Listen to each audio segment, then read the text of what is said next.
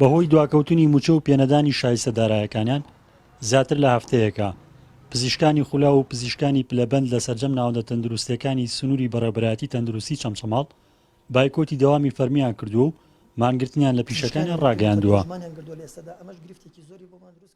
پزیشکانی مقیم و تەدەڕژ ماوەی هەفتەیەکەمانیان کردووە لەسەر کارەکانیان لە نەخۆشخانەی گشتی شەید پێشڕەو لە بەشی فراکەوتنی شەید پێشڕەو و لە نەخۆشخانەی گشتی باسەڕەوە لە مەڵبەندی 24 کاتژمێری تەکی کاکەمەند دیارە هۆکارەکەش بەوە دەگەڕێتەوە شایستەدارایەکانیان لە کاتی خۆیانە بەدەستیان ناگا و ڕێژەی پێویست لە موچەکانیان بڕاوە. ئەگەرچی پزیشکە مانگرتوەکان بەسەر ناوەندە تەندروستیەکاندا دابەش بوون بەڵام زۆرینەیان لە بەشی فراکەوتنی نەخۆشخانەی شەید پێشڕەو دەوامیان دەکرد کە تاکە نەخۆشخانەی فراکەوتنی سنووری قەزاکەیە و لە ئێسادا بەهۆی مانگرتنی ئەو پزیشکانەوە گرفتی زۆر بۆ وڵاتیان دروست بووە بەتایبەت لە شەواندا. داوەشینە بۆ حکوومەتی هەرێم بەڕاستی بەهۆی پێنەدانی موچەکانیانەوە پزیشکان مانگرتنیان ڕاگەیاندووە. من بۆ خۆم دووەم جار مەدێمە نەخۆشخانەی چەمشەماڵ دکتۆرێکی پسپۆڕی لێ نییە ئەوەی هەیە کارمەندێکە ئیشەکەت بۆ ڕایەکە ئەی ژۆکو پێویست نیە تۆ بەتایبەت لە شەواندا حاڵەتی کوتوپڕەیە جەڵدە هەیە ینی هەتاوە کۆم کەسە دکتۆر نییە دابنیشی هەتاوە کۆم کەسا گەنرێتە سنیمای ڕەنگە لە ڕێگای گیان لە دەستدا. کەمی پزیشکی پسپۆڕ و پێویست لە ناوەندە تەندروستیەکانی قەزاکە وای کردووە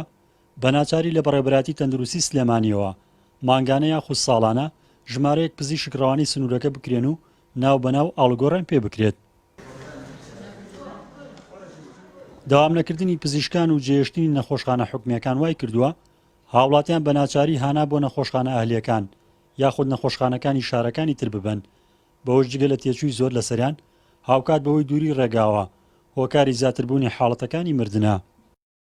ئەوەی کە دێ سەردانی خەستەخانە حکومیەکانەکات هەمووی کەسانی فەقیر و هەژار و کەسانی نەبوونن کەسانی دەوڵەمەند و کوڕی بەرپرس بۆ هەڵامەتێک کەسنە دەرەوەی وڵات بۆ چارەسەری پزیشکی ڕاستی کاریگەری 100% کردو دەسەر شاری چەمچەماڵ چکە قەزاکەمان بچووکۆ یەک خەستەخانەیەکی تەواوی حکومی تێدایە ئەو خەستەخانەیان بگرێت نەخۆش پێویستیان لە ماڵەوە بێتیان بیبا بۆ خەستەخانەی سلێمانی زۆر زە حاڵەتەکە تەواریە هەتاکۆی گەینتە سلێمانی ڕەنگە و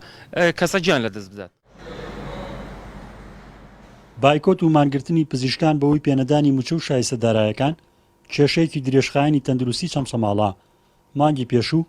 بە هەمان مەبەست پزیشکانی خولاو بۆ ماوەی 22 ڕۆژ نەگەڕانەوە سەر پیشەکانیان. ڕزگار جەبارێن ئارتی چەمچەماڵ.